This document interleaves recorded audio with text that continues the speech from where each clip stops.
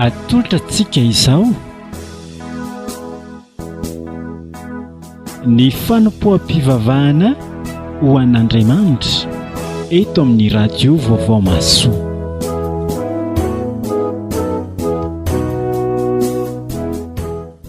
Anio iarahantsika amin'ny mpitandrina Randriamalala Emmanuel Mivady.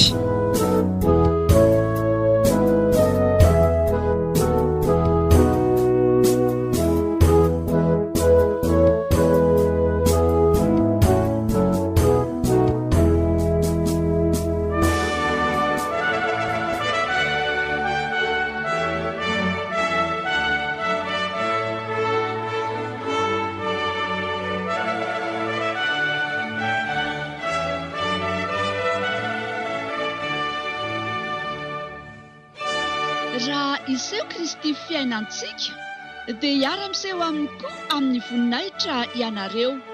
Kolosianina 3:7 ny 9-4.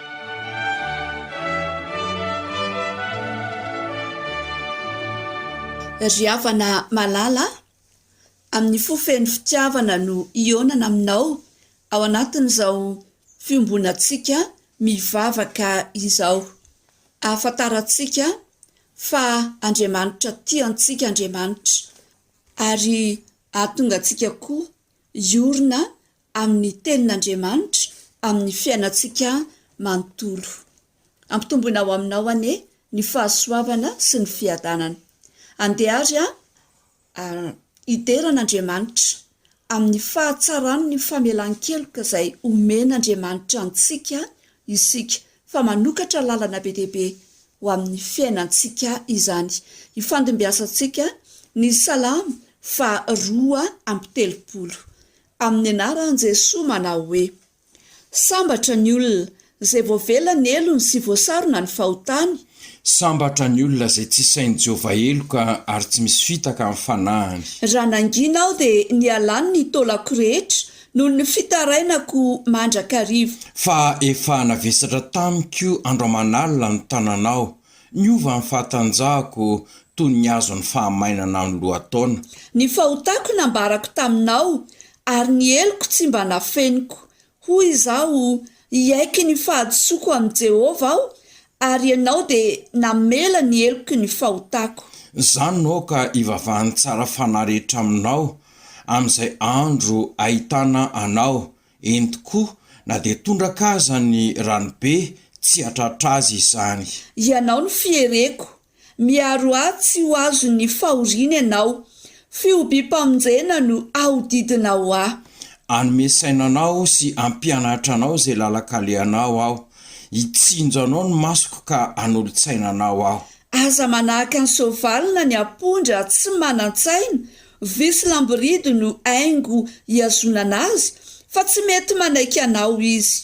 Be ny fanaintainany ratsy fanahy, fa izay matoky an'i Jehovah kosa dia hodidiny ny famindram-po. Mifalia amin'i Jehovah, aravoravo ianareo olo-marina, ary miobi ianareo mahitsy fo rehetra. Amen. Amen.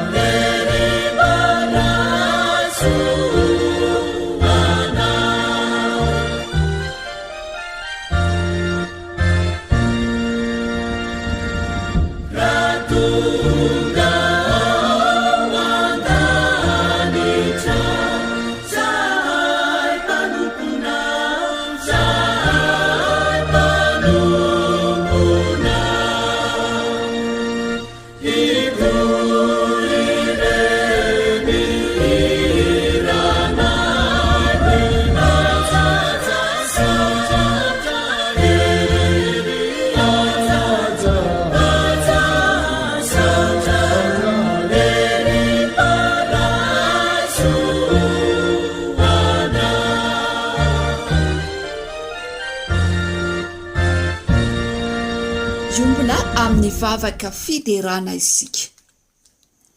Mideranao tokoa izay Andriamanitra, ilay Andriamanitra any mamela heloka, ilay Andriamanitra any mamokatra fiadanana aty anatinay, ilay Andriamanitra any tena tianay amin'ny fitiavana tsy mety levona, satria nanome anay ny zanany latokana ho faty hamonjy anay, ary Andriamanitra mbola manome anay koa ny teniny mba iorenanay tsara ao aminy. Ianao Tompo no mamindra fo sy manadio anay, ary efa voarainay izany fahadiovana avy aminao izany, dia manome sainanay ianao, mampianatra anay izay lalakalehanay ianao, mitsinjo anay ny masonao ka manolontsainanay ianao.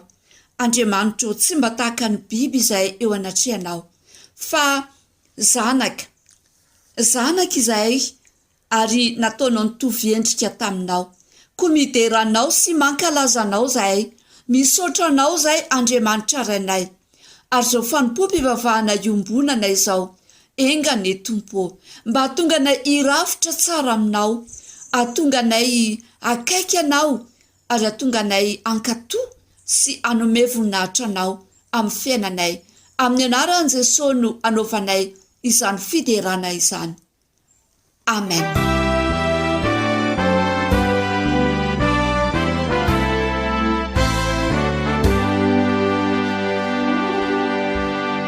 Uderaina tukua ianao olira nuhuniteni sua zai nomena wala tenina baimu Andriamanitra teni fiaina wanizao tutulizao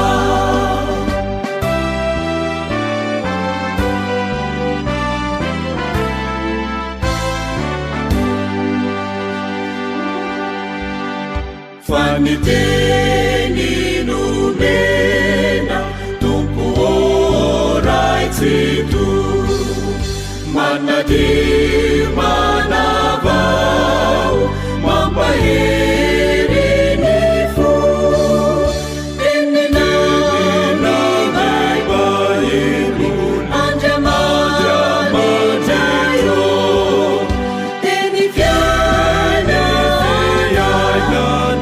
wanizao tutulizao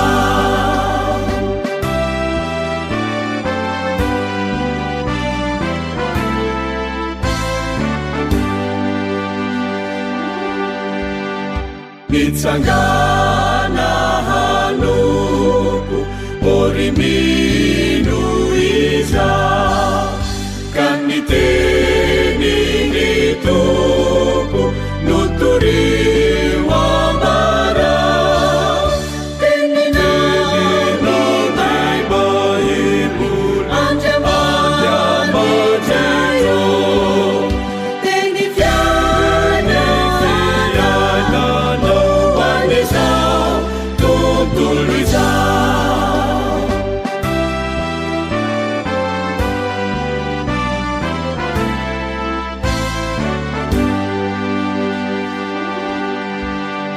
detariu lalandava bahienirira tenisuanazava itifirenena tenina baimu Andriamanitra teni fiaina wanizao tutulizao. Andreny fivakiny ny tenin'Andriamanitra isika araka ny voasoratra ato amin'ny boky ny Lioka. Lioka 5 ny andininy voalohany hatramin'ny andininy 11. Vakina amin'ny anaran'i Jesosy. Araha ny fanizina tamin'ny vahoaka mba hiaino ny tenin'Andriamanitra, dia nijanona teo morony fariny Genesareta Jesosy, ary nahita sambo kely roa nijanona teo atsisiny fary izy, fa ny mpanarato efa niala taminy ka nanasa ny aratony. Ary niditra teo amin'ny sambo kely anankiray izay any Simona izy, dia nangataka taminy hiataka kely amin'ny tany, dia nipetraka teo an-tsambo kely izy ka nampianatra ny vahoaka. Ary rehefa nitsahatra ny teny Jesosy dia hoy izy tamin'ny Simona, mandrosoa any amin'ny lalina dia alatsao ny aratonareo, azonareo azan-drano.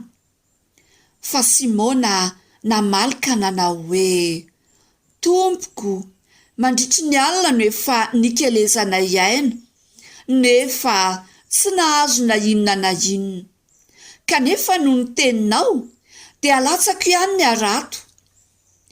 Ary rehefa nataony izany dia nahazo azan-drano be dia be izy ka efa nisy tritra ny aratony.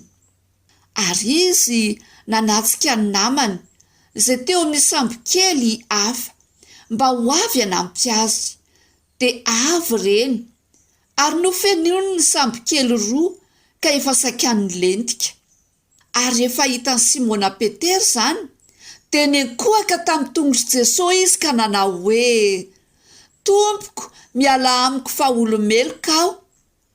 Fa talanjony izy sy izay rehetra teo aminy noho ny haben'ny asan-drano izay azony. Ary toy izany koa Jakoba sy Jona, zanak' Zebedio, izay niompon-draharaha tamin'ny Simona.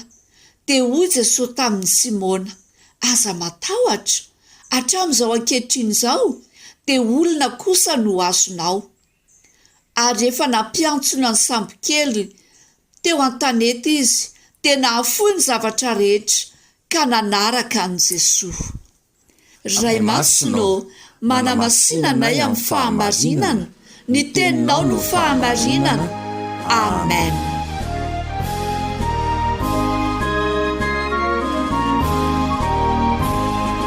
Mandroso ny mpanarato, azaketraka iza, mandroso atsimiato, Jesosy no erina, kanitse tinisa amaro, havana sitabaka, aturu napafakaro, anilay panafaka.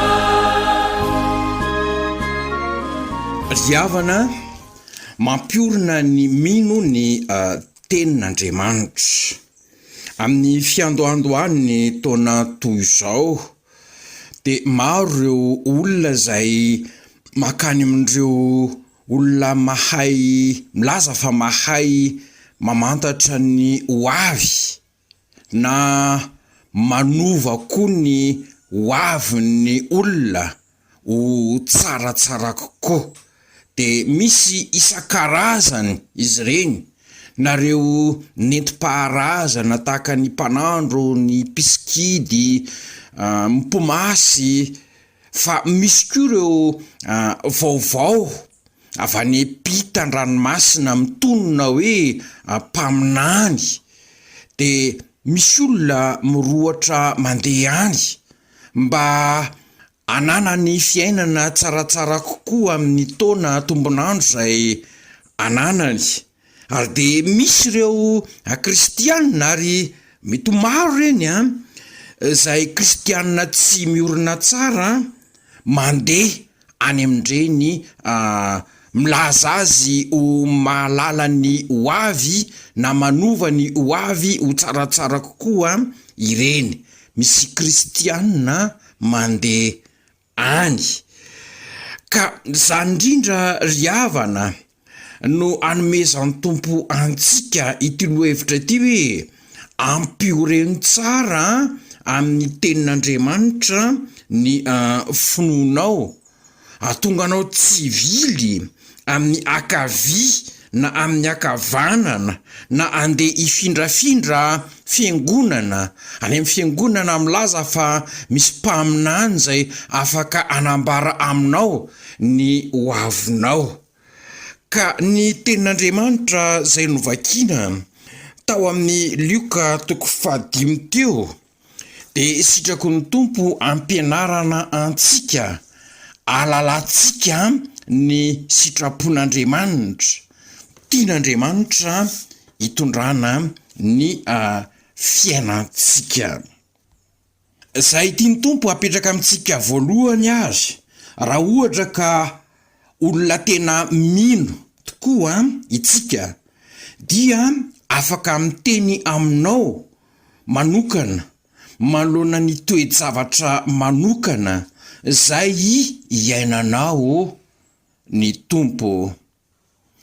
Ony andininy 4 amin'ilay Lioka 5 hoe ary efa nitsahatra ny teny Jesosy de hoy izy tamin'ny Simona.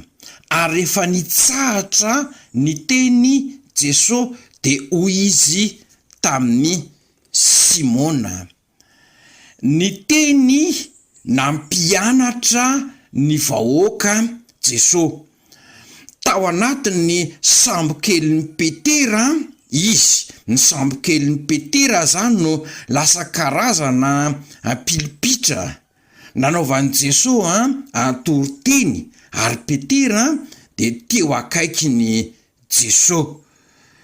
Ka rehefa vita ny fampianarana ho an'ny vahoaka, nitsahatra ny teny Jesosy tamin'ny vahoaka fa mbola ny teny tamin'ny Simona Petera izy. De lay teny manokana ho an'ny Simona moa zany de hoe mandrosoa ho an'ny lalina de alatsaony aratonareo mba azonareo azandrano.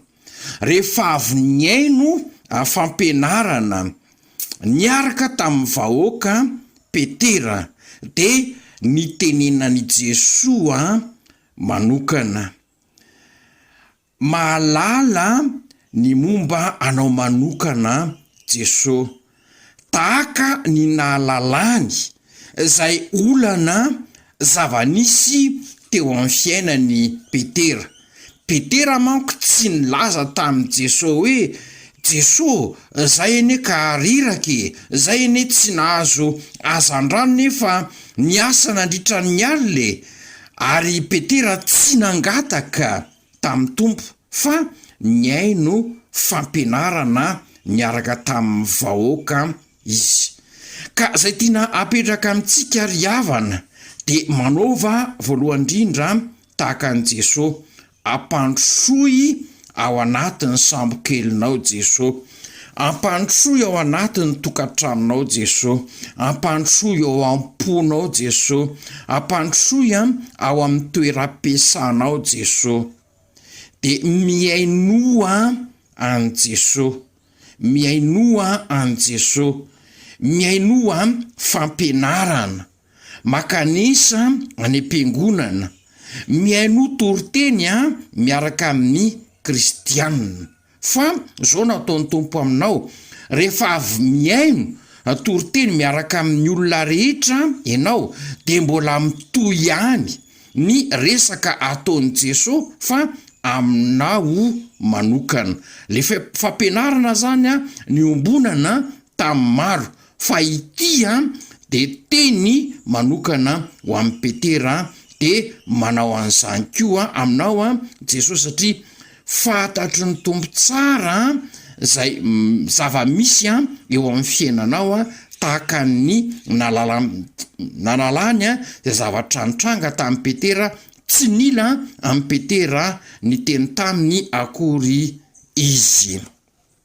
Ity teny hoe mandrosoa any amin'ny lalina de alatsao ny aratonareo azona azandrano, tsy ho an'ny vahoaka io, ary tsy teny ampiasainy ny mpanarato rehetra io, fa teny manokana ho an'ny Petera manokana amin'io vanim-potoana manokana io, ny hoe mansoa any amin'ny lalina dia alatsao ny aratinareo azona azandrano.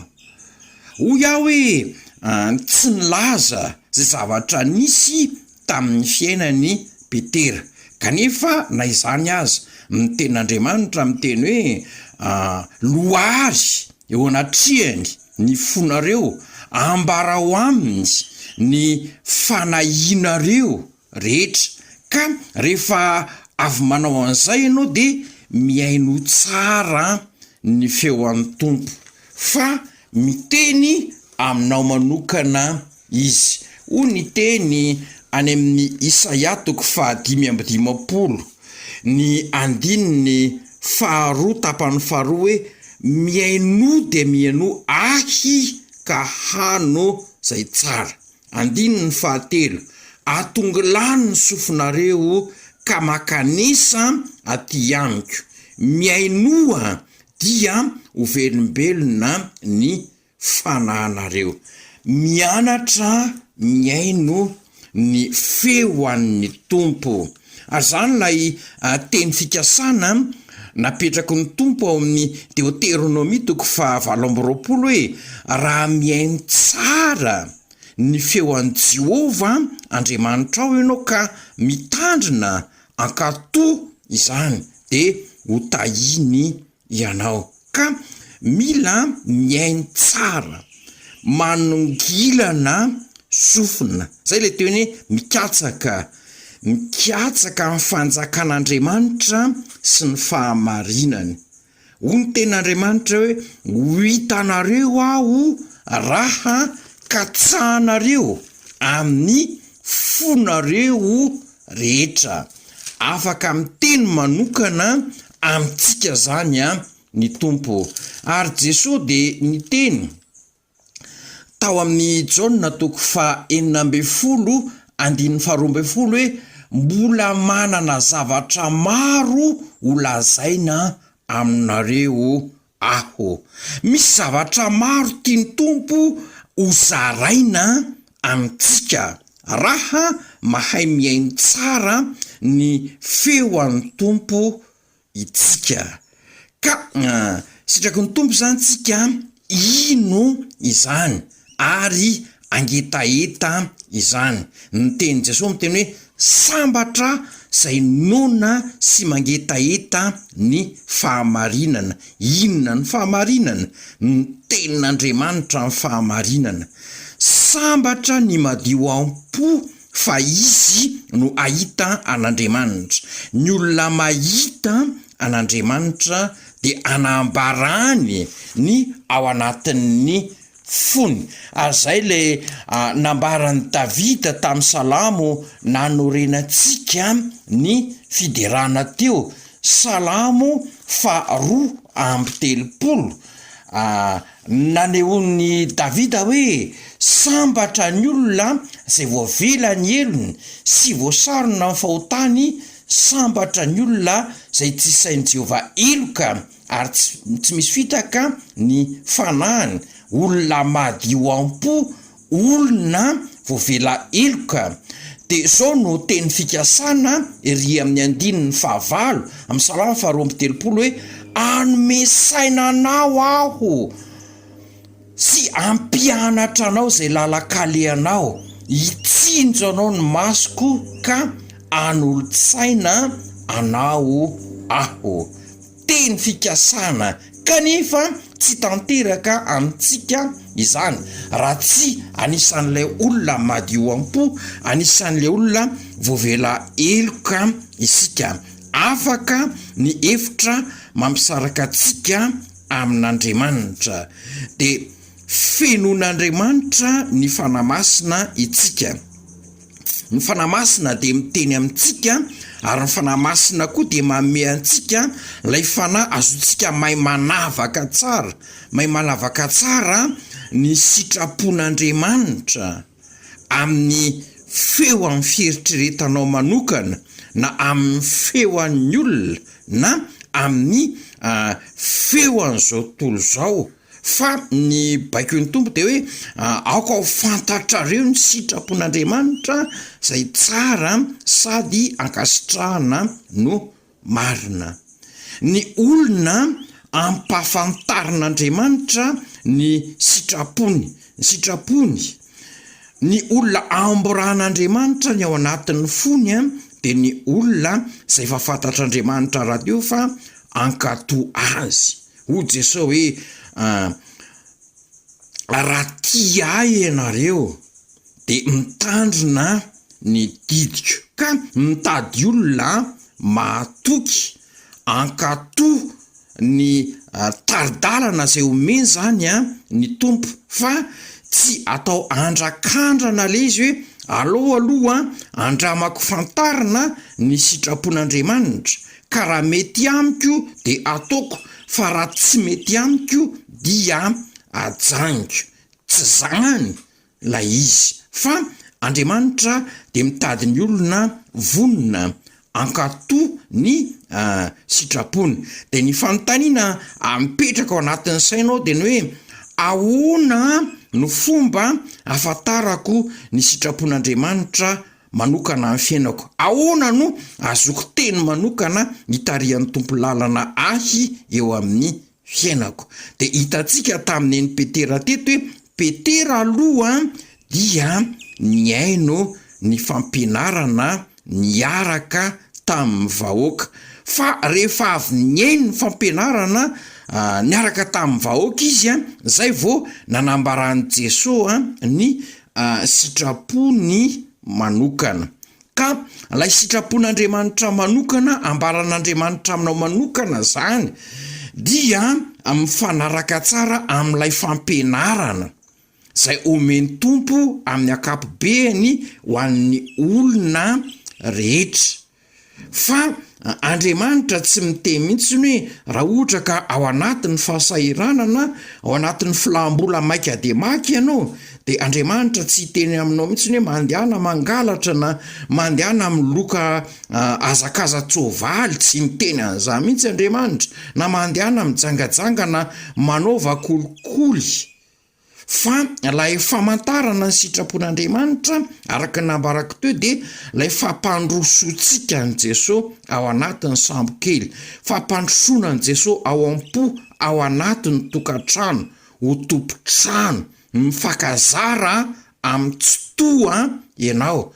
Fa rehefa mifakazatra amin'Andriamanitra ianao de amboran'Andriamanitra lay sitrapony manokana eo amin'ny fiainanao. Tsy hoe isaky ny trotraky ny adi-tsaina zay vao mitady ny tava amin'ny tompo, fa ny tompo dia tompo, fa tsy atao hoe dokotera na mpamatsy vola na mpamaolana, tsy zany izy, fa tompo, mpamonjy, sakaiza, rahalahy, tiany anana fifandraisana manokana aminy zany tsika tsiraray avy, tsy hoe rehefa ny ampiangonana ianao zay vao mifandray amin'Andriamanitra, fa manana fifandraisana manokana aminy, manana fifandraisana maharitra aminy, manana fifandraisana lalina aminy, ary manana fifandraisana mitoy aminy. Tanteraka izany amin'ny alalan'i Jesosy maty teo amin'ny hazo fijaliana, manafaka ny hevitra mampisaraka antsika amin'Andriamanitra. Ka rehefa tsara fifandraisana amin'ny Jesosy toy izany itsika, sakaizan'i Jesosy, de misy amin'ny teo zavatra sasany tonga de fantatsika hoe zao ny sitrapon'Andriamanitra, ametrahany faharesen-dahatra tsara ao anatin'ny fotsika. Kanefa amin'ny zavatra maro ihany koa de mila manontany amin'ny tompo hoe tena sitraponao ve izao zavatra misy izao? Tena sitraponao ve? Inona ny tena sitraponao ry tompo? Ary nandray azany mila famantarana tahaka ny nataon'ry Gideona ohatra, satria tsy takatra ny sain'i Gideona mihitsy ny antso izay niantson'Andriamanitra azy hoe natsoan'Andriamanitra hitarika ny zanak'Israely hiady tamin'ny Amalekita. Zaho olona mahantra ity ve no andeha hitaritarika de nisy famantarana nangatany Gideona ary de nataon'Andriamanitra izany. Indraindray tsika manao tahaka ny Samoela zaza efa te hiteny amintsika Andriamanitra fa itsika no tsy mahay miaino. De mila manana toe-povonina mandrakarivantsika manao an'ilay vavaka nataon'ny Samoela hoe mitenena Jehova o fa miaino ny mpanomponao. Ka le taridalana manokana hitondran'Andriamanitra ny fiainanao manokana manoloana ny vanim-potoana manokana zany de tsy mifanohitra velively amin'ny tenin'Andriamanitra amin'ny akapobeany atao anatin'ny soratra masina, fa ny afahantsika malala sitrapon'Andriamanitra manokana hitondrany ny fiainantsika manokana. De rehefa mihavana amin'ny isika, rehefa tompontsika mpamonjy atsika, sakaizan'ny tompontsika, zandrin'i Jesosy itsika, de misy fifandraisana manokana maharitra mitohy amin'ny isan'andro eo amin'ny fiainantsika. Fa ny faharoa zay ampianarin'ny tompo antsika amin'ny alalan'ny titeny ity de asain'ny tompo itsika mandroso amin'ny finoana, mandeha amin'ny finoana, mandeha amin'ny fahatokiana rehefa miteny amintsika izy. De olay andininy faefatra hoe ary efa nitsahatra ny teny Jesosy de hoy izy tamin'ny Simona mandroso ho any amin'ny lalina de alatsaony aratonareo azona azandrano. Fa Simona namaly ka nanao hoe tompoko, mandritra ny alina no efa nikelezana iaina nefa tsy nahazo na inona na inona, kanefa no ny teninao de alatsako ihany ny arato. Manaova tahaka any Simona Petera, rehefa miteny ny tompo hoe mandroso dia mandehana amin'ny finoana makatoa zay teny ambaran'ny tompo aminao.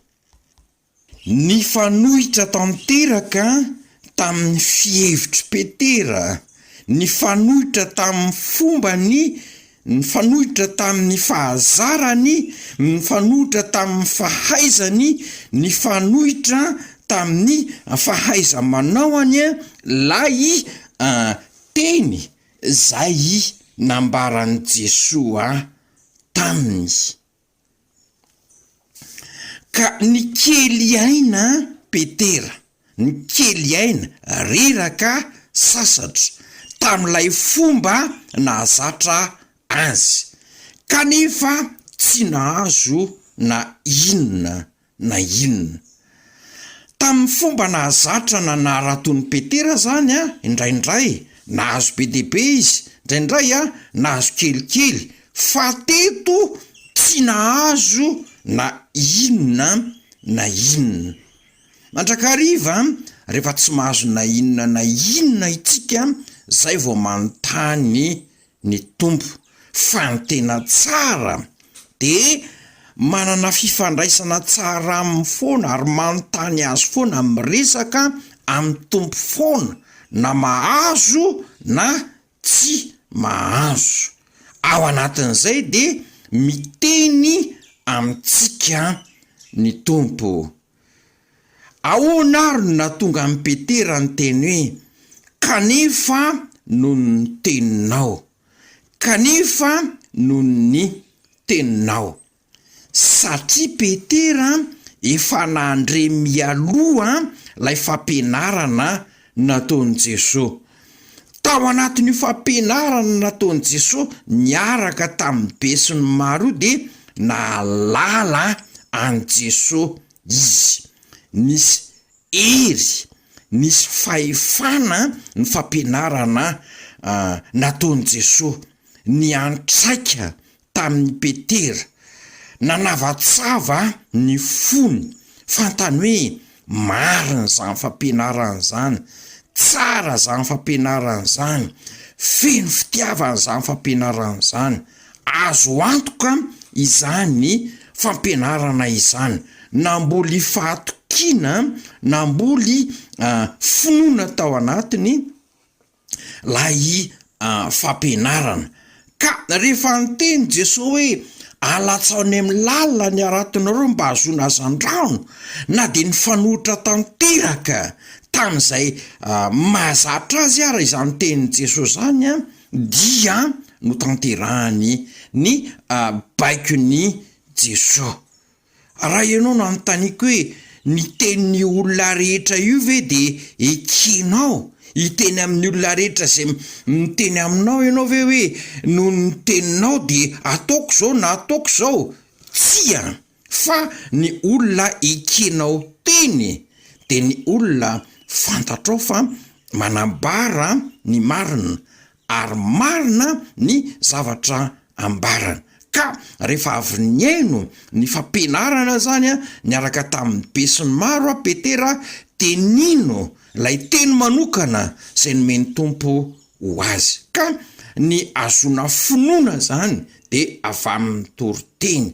Avy niaino toriteny Petera de nino lay teny manokana nomena azy: alatsako ihany ny arato, alatsako ihany ny arato. Na toky an Jesosy izy hoe marina izany teny izany. Ka arakaraka ny fahalalantsika an'Andriamanitra, ny fahatokitsika azy, ahoana no alalantsika azy? De amin'ny alalan'ny fiainotsika ny teniny, de mitomba amin'ny fahalalana, mitomba amin'ny finoana, ary tsy zany ihany fa miatsara ny fifandraisantsika amin'Andriamanitra. Ny olona tsy mahalala an'Andriamanitra, lay tsy mahalala an'Andriamanitra ambaraka eto tsy hoe mahalala ra-tsaina fotsiny, fa mahalala ny Tompo ao anatin'ny fo. Ny olona tsy mahalala ny Tompo de tsy miresaka aminy, tsy miaino azy. Ka raha mandre ny tenin'Andriamanitra ihany ara izy tsy mankatoa an'izany. Ity Petera ity de nanana fahasahiana tamin'ny fankatoavana ny Tompo. Any amin'ny Matthieu 4:40 any, mitantarany amin'ilay nandehanan'ny mpianatra irery teny amin'ny sambo kely.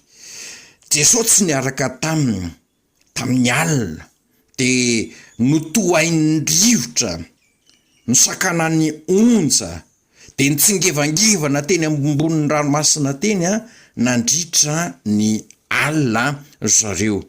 De avy Jesosy nanatona azy, nitsangatsangana teny ambonin'ny ranomasina. Zany ny mahandriamanitra azy. De hoy Jesosy hoe matoky aza matahotra fa izao ihany.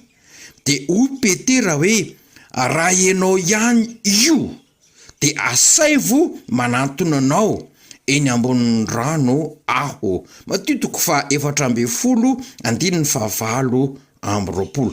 Raha ianao ihany io, hoy Petera, miankina amin'ny fahalalantsika ny Tompo, ny fahatokitsika azy. De hoy ny Tompo izao ihany ty manatona ary ety. De nanana fahasahiana i Petera nanitsaka an'ilay rano ary de nandeha nitsingevana teo ambonin'ny rano. Mifanohitra tanteraka amin'ny fisainany zanak'olombelona izany, kanefa teny manokana tamin'ny fotoana manokana io ihany fa tsy ataontsika rehetra, ary tsy nataon'ny Petera indroa akory io, fa indray mandeha ihany izy no nantanteraka an'izany. De misy teny manokana omen'ny Tompo antsika mitaky finoana, fahatokiana ary fankatoavana. Tak'izany ohatra ny tenenan Jesosy tamin'ny mpianatra nanoloanan'ireo olona marobe, ny lehilahy fotsiny tsy omby 5,000 hoe omenareo hanina izy. Ka rehefa niteny an'izany ny Tompo, dikan'izany dia misy vahaolana ao fa tanterao zay asain'ny tompo atao de tahak'izany ko petera ihany io any matotoko 7:10 nasainy nanontanian'ny tompo izy hoe mety amintsika ve mandohetra de farano Jesosy tsy maintsy mandohetra tsika de o Jesosy ndany ianao manjono any an-dranomasina ngeza be de ngeza be io mandehanao manjona ny ranomasina ka am'izay trondro azonao voalohany de sokafo mivava fa misy vola sekely ao de ndana andoaviny etratsika asianao iny vola iny de nakatoa Petera nantanteraka an'izany Matthieu 7:10 andininy fa 7:20 ary de iny tsy toe-javatra toy ity ihany ko rehefa nitsangana tamin'ny maty ny tompo ary de nangingina ny mpianatra kivikivy ny mpianatra tsy nahita taony mpianatra de Petera hoe o zalahy za nde hiverina anarato de mpianatra koa zay koa anaraka anao de tsy nahazo na inona ihany koa izy tamin'iny alina iny ka rehefa tsy nahazo na inona izy tsy tsarony raha teo moa ny tenin'ny tompo hoe alatsaony amin'ny lalindalina kokoa ny aratonareo fa nisy lehilahy anankiray zany hita ny tery amoron-drano tery Jesosy io fa mbola tsy fantany de le lehilahy hoe alatsaony amin'ny sisiny akavanana ny aratonareo de azo ianareo de nalatsany tokoa tany amin'ny sisiny akavanana ny arato na azo be de be zareo tamin'izany ka lay fankatoavana fandehanana finoana sy fahatokiana de andrasan'ny tompo amintsika fa tsy hoe hitsapatsapa itsika ka raha ohatra ka eritreretintsika mety ho tanteraka de atao fa raha ohatsika tsy ho tanteraka zany de tsy ataotsika de makafana an'Andriamanitra no dikan'izany ony Hebreo 1:10 hoe ny finoana ny fahatokinany amin'ny zavatra tenaina fanehoana ny zavatra tsy hita ary ny 9 hoe raha tsy amin'ny finoana de tsy misy azo atao azona sitraka amin'Andriamanitra fa zay mino azy de tsy maintsy mino fa misy sady mpamaly soa zay mazoto mitady azy de hoy Jesosy tamin'ny Tomasy hoe sambatra kosa zay tsy mahita nefa mino fa ny faran'izay tiany tompo apetraka amintsika de izao ny olona anambaran'ny tompo ny sitrapony manoka de zay olona ti azy ary araka ny nambarako teo hoe miainy tsara ny feoany ary makatoa azy ola Luka 5:9 hoe ary efa hita ny Simona Petera izany de ny koaka tamin'ny tongotry Jesosy izy ka nanao hoe tompoko miala amiko fa olomeloka aho de ony andininy fa 1:20 hoe ary efa nampiantsona ny sambo keliny teo tanety izy de nafoy ny zavatra rehetra ka nanaraka an Jesosy nahazo azandrano be de be zareo ary saika efa tritra ny aratony sambo kely anankiroa feno azandrano ary ony andininy fa 7 aza hoe talanjona izy sy zay rehetra teo aminy noho ny haben'ny azandrano izay azony raha olo-kafa no tao amin'ny toeran'ny Petera de fananao kajikajy izy hoe trinona re vidiny reto azandrano reto de fa nieritreritra izy hoe afaka ny olana afaka nitrosa manam-bola aho afaka misakafo tsara izahay minakavy ary de mety zao zany no fandaram-potoana amin'ny Petera hoe isaka ny andeha anarato aho de antsoiko iarakaniko eny amin'ny sambo kely foana Jesosy tsy izay no zava-misy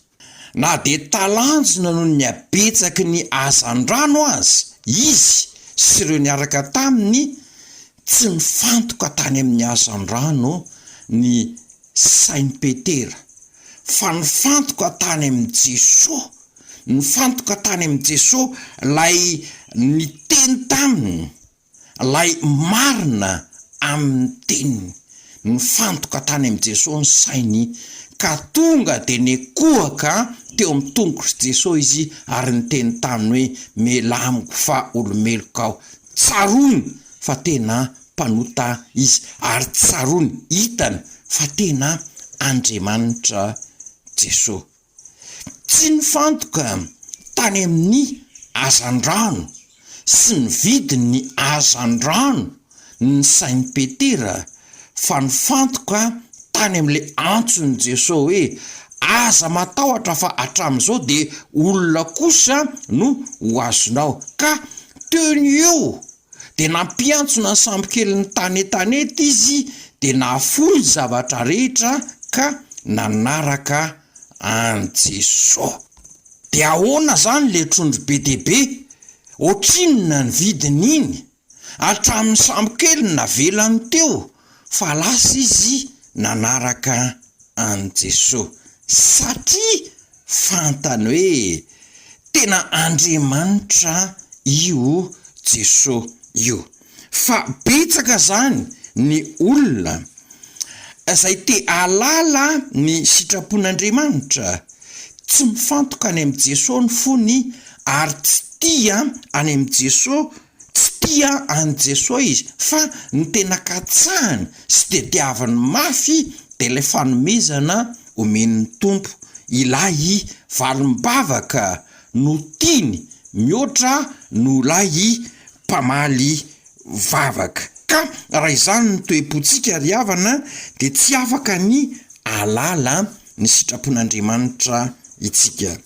Tahaka izany ireo olona marobe rehefa avy nampitombo ny mofo dimy sy azan-drano Jesosy ka voky ireo olona ireo, lasa nazoto nitady an Jesosy ireo olona ireo ary saiky naneran Jesosy ho ataony mpanjaka aza izy ireo. Jaona 4:9 no misy izany. Ka ny ampitso de mbola niteny izy hoe Tompo, omeo anay mandrakariva izany mofo izany.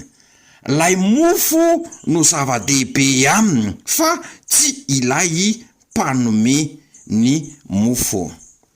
Fantatro Petera hoe ho fandresen-dahatra azy anapa-kevitra ho amin'ny fanomponan'ny tompo hitory filazany tsara anarato olona no nampazona azan-drano be deaibe azy.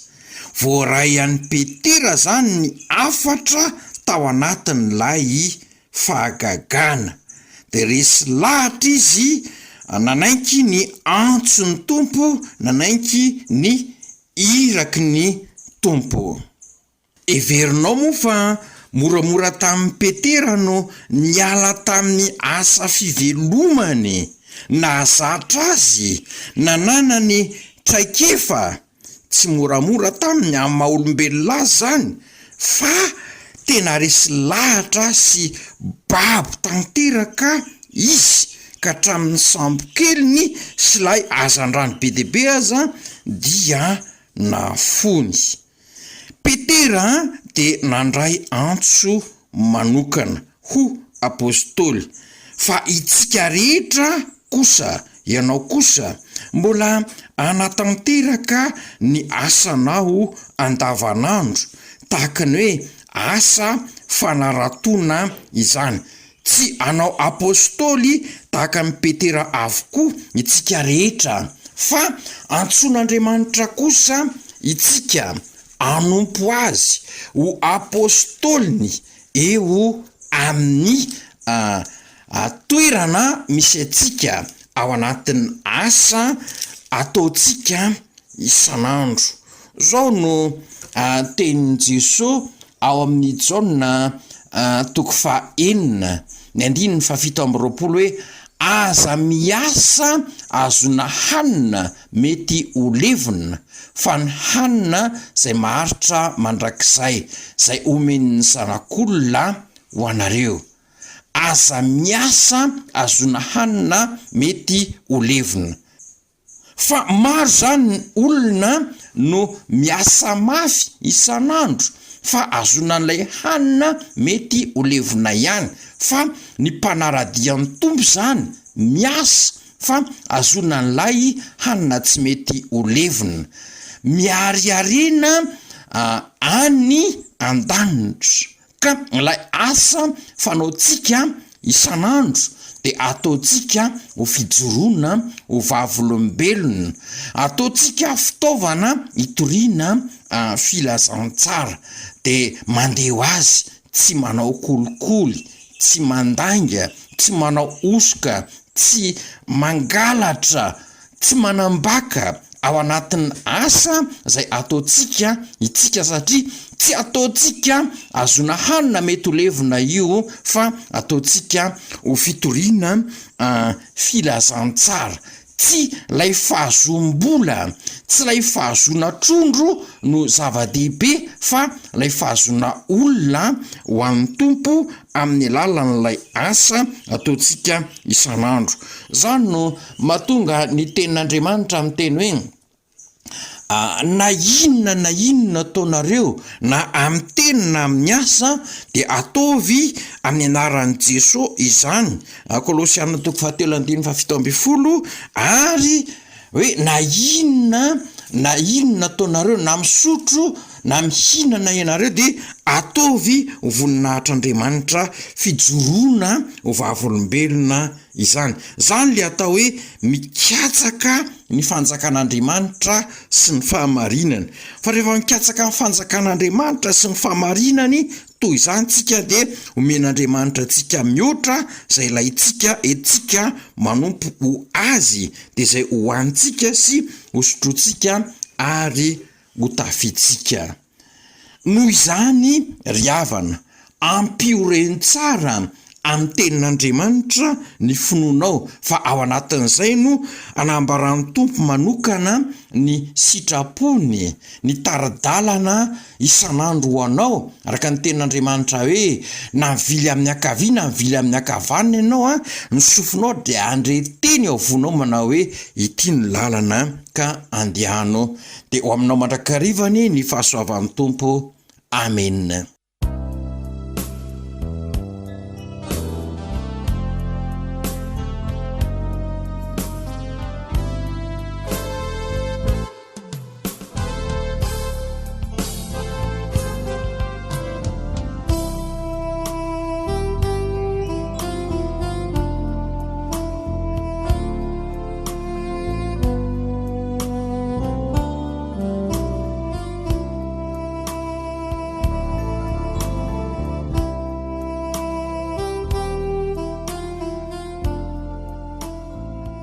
Andeha isika iombona amin'izao vavaka izao.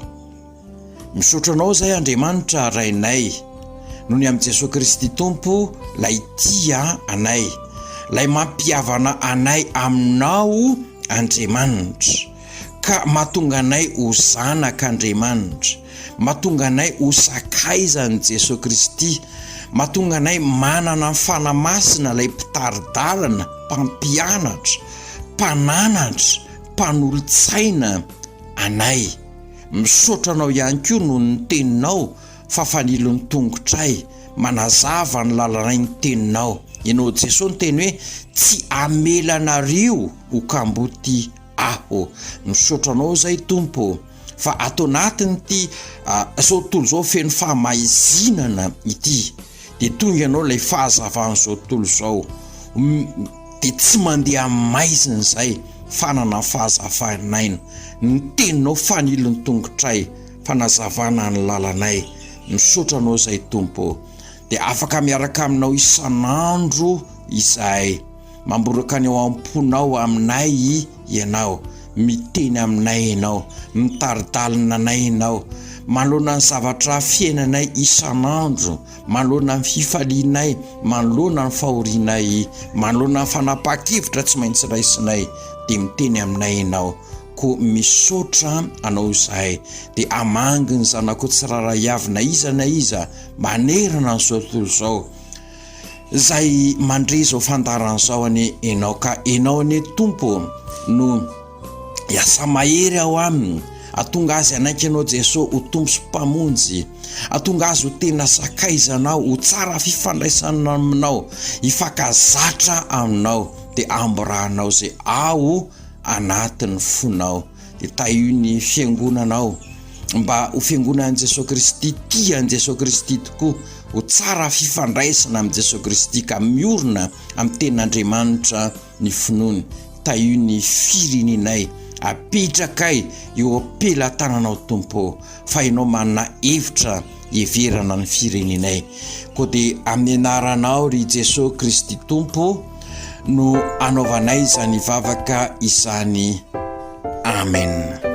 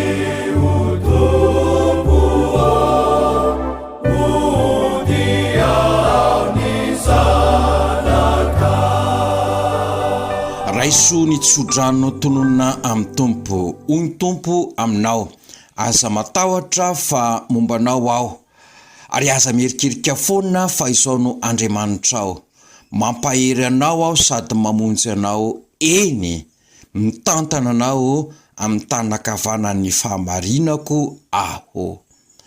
Ho an'Andriamanitra irery ny voninahitra amin'ny anaran'ny Ray sy ny Zanaka ary ny fanahy masina. Amen.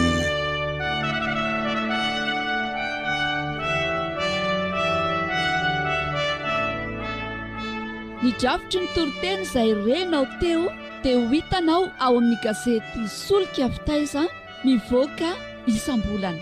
Hitanao anatin'ny gazety Solika Fitaiza koa ireo lohahevitra maro samihafa ahasoanao, azonao raisina ao amin'ny librairie Antso, librairie Avitra Tsara Lalàna, librairie Saotra Tia Andravoangy Ambony. Azonao afarana amin'ny laharana 033 14 496 24 na ny 034 63 810 57 na ny 034 11 077 36.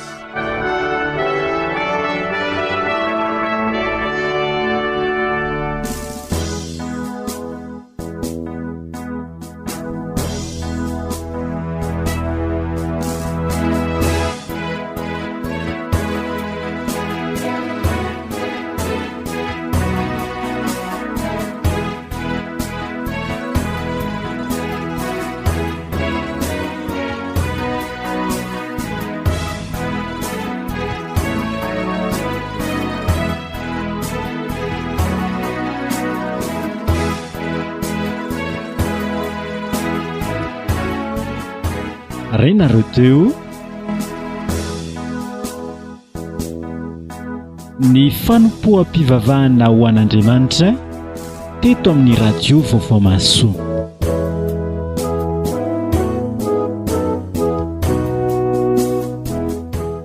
Androany niarana tamin'ny mpitandrina Randriamalala Emmanuel Mivatsy.